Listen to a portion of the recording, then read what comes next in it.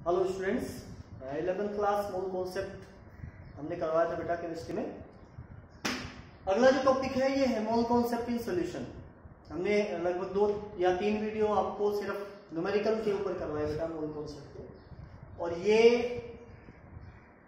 जरूरी है कि आप ज़्यादा से ज़्यादा मोल कॉन्सेप्ट के न्यूमेरिकल को कवर करें, जिसमें हमने नंबर ऑफ मोल्स निकालना, number of particle, number of electron, proton, neutron, इस तरीके से सब एटॉमिक पार्टिकल्स निकालना, ये सारी चीजें बताएंगे। आज हम बात करेंगे मोल कॉन्सेप्ट इन सॉल्यूशन।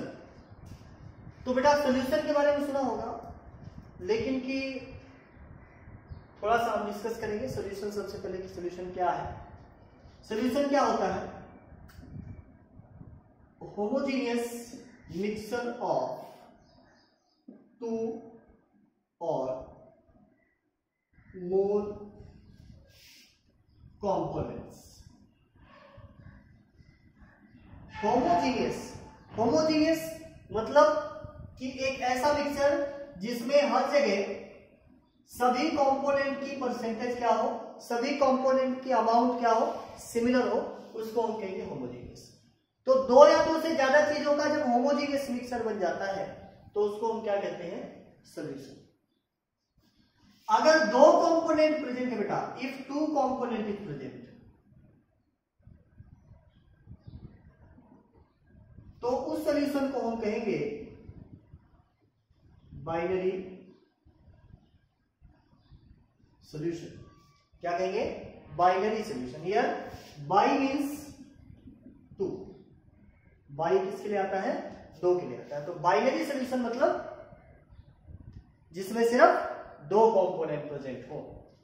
इन दोनों कंपोनेंट्स में एक होता है बेटा सोल्यूट और दूसरा क्या होता है? सॉल्वेंट। सोल्यूट कौन सा? जिसकी अमाउंट कम हो। अभी तो आप इतना ही जानिए कि जिसकी अमाउंट कम हो उसको हम क्या कहेंगे? सोल्यूट। ज्यादातर ऐसे ही डिफाइन किया जाता है इसको। बाकी एक्चुअली तो ये है बेटा, सोल्यूट का मतलब जो सॉल्यूशन में डिसअपियर हो जाए उसको हम क्या कहेंगे? सोल्यूट। ठीक है ना। और जो फिजिकल स्टेट हमको दिखाई देती है उसको हम क्या कहते हैं? सॉल्वेंट। ज्यादा अमाउंट में हो तो उसको हम क्या कहेंगे? सॉल्वेंट। ठीक है बेटा। तो अब ये ध्यान रखना कि किसी भी सॉल्यूशन में जो अमाउंट ऑफ सोल्यूट है in solution, amount of solute in solution is given by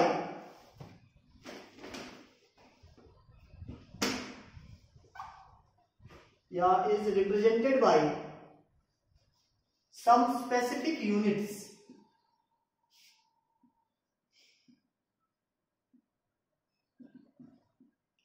ठीक है बेटा। जैसे सबसे पहली टाइप की यूनिट हम बात करते हैं तो है percentage.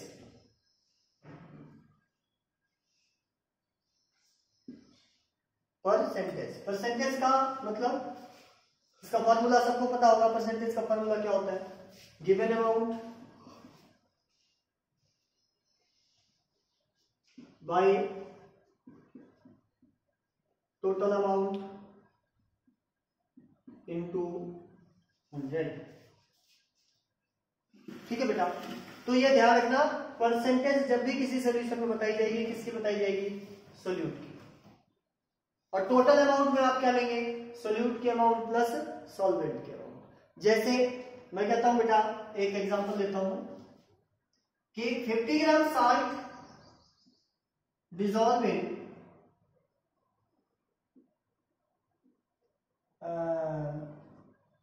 350 gram water. 350 gram water. अब आपसे पूछता है कि what is the percentage of salt? What is the percentage of salt? आप क्या करेंगे? अमाउंट ऑफ सोल्यूट कितना? 50 divided by total amount. Total amount पे इन दोनों का सम आ जाएगा। तो 350 प्लस 50 400 मल्टीप्लाइड बाई 100। ठीक है ना। आ गया 12.5 तो इस तरीके से परसेंटेज निकाली जाती है। लेकिन अब एक चीज यहां पे आपको देखना है कि यहां तो हमने अमाउंट किस में ले ली, ग्राम में, इसकी भी ग्राम में, बट दिक्कत ये आ जाती है कि क्या अमाउंट सिर्फ ग्राम में ही मेजर होती है? क्या अमाउंट का मेजरमेंट मास के टर्म में ही होता है क्या? ऐसा तो नहीं है। अमाउंट का मेजरमेंट मास के टर्म में भी हो सकता है और वॉल्यूम के टर्म में भी हो सकता है। मैंने मोल कॉन्सेप्ट बताया था कि 3 तरीके बताए थे, मास, वॉल्यूम और नंबर ऑफ पार्टिकल। तो नंबर ऑफ पार्टिकल तो हम यहां छोड़ देंगे, क्यों? जब किसी सॉल्यूशन की बात की जाती है तो उसमें जो नंबर ऑफ पार्टिकल की काउंटिंग होती है वो इतनी मुश्किल है, ठीक है ना। इनको हम प्राय अनकाउंट, जो मटेरियल पार्टिकल्स है दे आर अनकाउंटेबल, इसलिए उनको हम छोड़ देते हैं। तो यहां पे हम अमाउंट की बात करेंगे तो सिर्फ 2 चीजों के बारे में बात करें बेटा। अमाउंट जो है 2 तरीके से नोट की जाती है। कौन कौन सी? एक तो मास और दूसरा वॉल्यूम। अमाउंट 2 तरीके से नोट की जाती है, एक मास के टर्म में, दूसरा वॉल्यूम के टर्म में। तो परसेंटेज जो है ये इसी तरीके से बेटा, परसेंटेज के 3 टाइप हैं। परसेंटेज को हम 3 तरीके से फाइंड आउट कर सकते हैं। एक है परसेंटेज वेट बाय वेट, यानी वेट बाय वेट का मतलब ऊपर वाली अमाउंट भी वेट के टर्म में होनी चाहिए, नीचे वाले अमाउंट भी किसके टर्म में होनी चाहिए? वेट के टर्म में। तो हम क्या लिखेंगे? यहां पे लिख सकते हैं मास ऑफ सोल्यूट, इसका formula mass of solute by mass of solution into 100, ठीक है। ये होगी वेट बाय वेट परसेंटेज।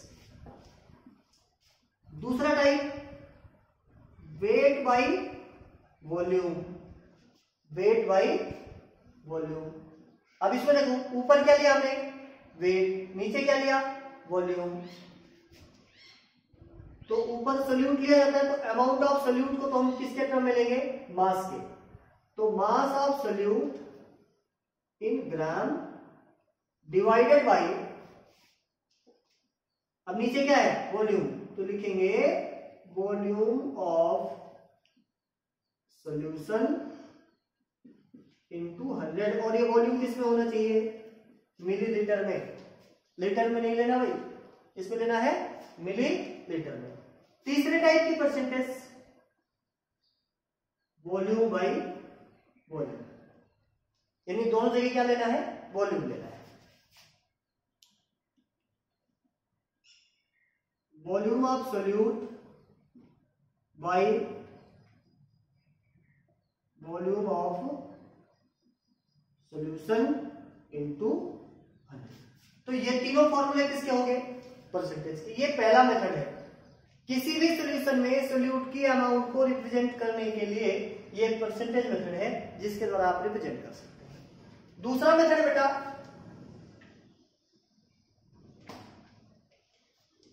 तो जो दूसरी यूनिट है परसेंट के अलावा, ये बेटा स्ट्रेंथ। ये हमारी लोकल यूनिट है, जैसे हम नॉर्मल भी घर में यूज करते हैं कि मान लीजिए भाई हमें शिकंजी बनानी है, ठीक है ना। तो हम क्या करते हैं भाई, 5 लीटर पानी लेकर के उसके अंदर कितना ग्राम चीनी घोलना पड़ेगा, ठीक। तो या 1 लीटर पानी के लिए कितनी चीनी चाहिए, ठीक है। तो इसमें हम क्या करते हैं, स्ट्रेंथ जो है ये एक्चुअली होती है बेटा mass of solute in gram, mass of solute in gram, ठीक है ना, present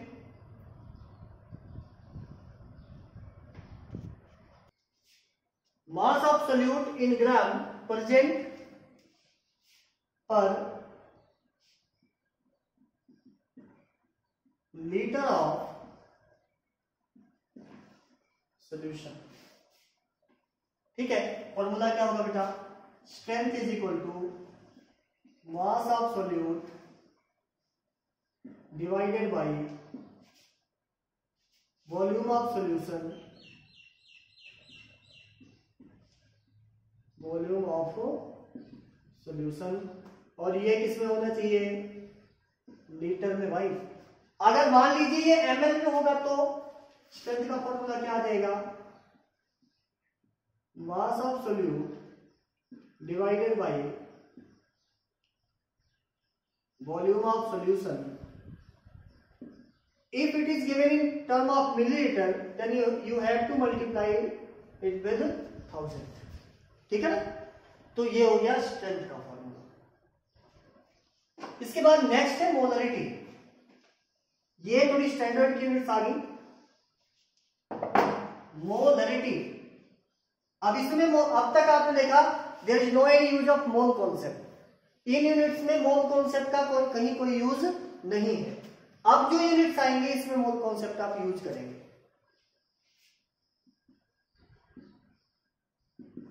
molarity denoted by capital M. ठीक है, इसमें आपने क्या लिखा था? Mass of solute in gram present per litre. इसमें moles of solute, mass of solute की जगह क्या लिखेंगे? Moles of solute. Moles of solute present per litre of solution. ठीक है, फॉर्मूला क्या बनेगा बेटा? मोलरिटी इज इक्वल टू, ऊपर आ जाएगा moles of solute divided bye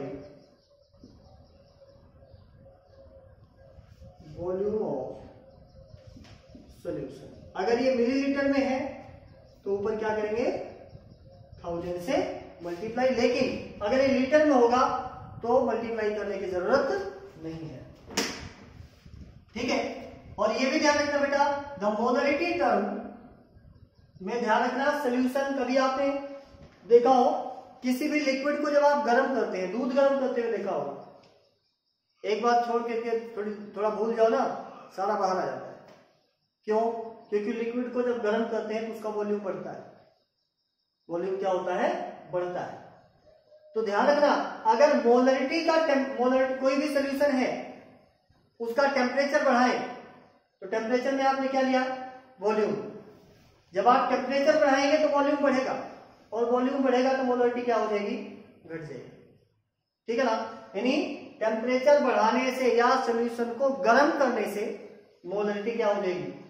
घट जाएगी, डिक्रीज हो जाएगी। ठीक है, तो यानी जो मोलरिटी है ये बहुत ज्यादा विश्वास करने वाली नहीं है। ये टेम्परेचर के साथ क्या हो जाती है? चेंज हो जाती है। इसीलिए मोलरिटी की जगह एक नई यूनिट आई जिसको हम कहते हैं molarity, that is denoted by small m। इसको हम किससे नोट करेंगे? स्मॉल m से नोट करेंगे बेटा। इसकी definition, number of moles of solute present पर किलोग्राम ऑफ सॉल्वेंट। इसमें खतरा है क्या? हर जगह तो आपने क्या लिखा? पर लीटर ऑफ सॉल्यूशन, लेकिन इसमें क्या लिखा? पर किलोग्राम ऑफ सॉल्वेंट। यानी इसमें नीचे आपको सॉल्यूशन नहीं यूज करना है, फिर क्या यूज करना है? सॉल्वेंट यूज करना है। ठीक है ना? दोनों जगह मास यूज हो रहा है। तो जब हम इसका फॉर्मूला लिखते हैं मोलरिटी का, स्मॉल m से नोट करते हैं इसको।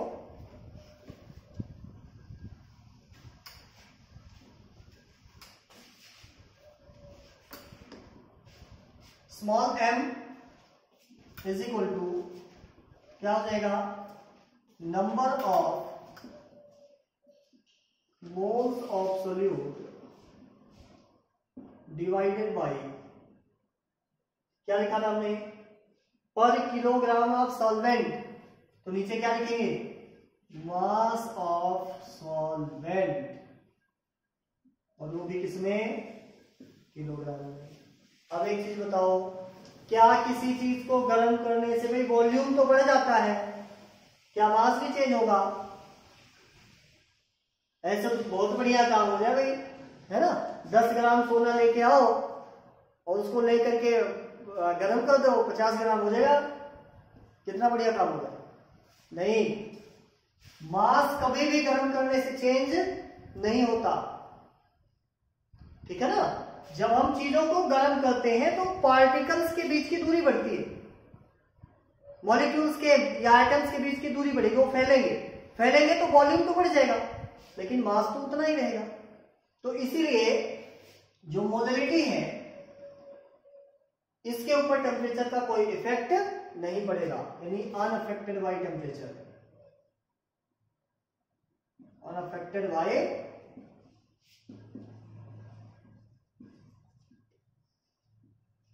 टेम्परेचर, इसके ऊपर टेम्परेचर का कोई इफेक्ट नहीं पड़ता। ठीक है बेटा। तो सबसे पहले आज तो एक काम करना है, आपको ये सारे फॉर्मूले लिखने हैं, इनको याद करना है, कल इनके ऊपर न्यूमेरिकल करवाया जाएगा। ठीक है, थैंक यू फॉर वॉचिंग।